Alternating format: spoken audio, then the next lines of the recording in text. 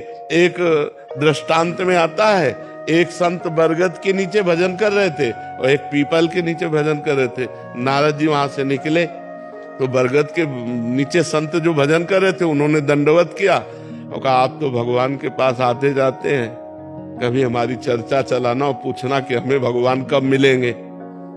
ठीक ऐसा ही प्रश्न पीपल के वृक्ष वाले ने भी किया कि आप भगवान के दर्शन करते हैं तो हमें भगवान के दर्शन कब होंगे। तो नारद जी ने जाके भगवान से पूछा तो कहा, बरगद के वृक्ष वाले के नीचे जो संत भजन कर रहे हैं उनको इसी जन्म में मिलेंगे, और पीपल के वृक्ष के नीचे जो भजन कर रहे हैं उनका भजन ऐसा है कि जितने पीपल के पत्ते हैं उतनी बार उनको जन्म लेना पड़ेगा, तब हमारा दर्शन होगा। नारद जी आके बोले तो बरगद वृक्ष वाले को बोले कि भगवान ने कहा इसी जन्म में दर्शन होगा। वो बड़े आनंदित हो गए।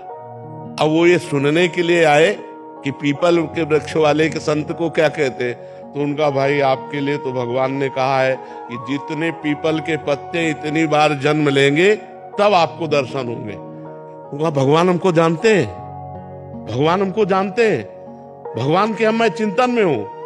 हे भगवान, ऐसा अर्थ भाव चिल्ला चिल्ला के रोने लगे कि अभी तक तो मुझे पता ही नहीं था कि भगवान जानते, मेरे भगवान जानते, और इतना रोने लगे कि भगवान उसी क्षण प्रकट हो गए और भगवान गले लगा लिया।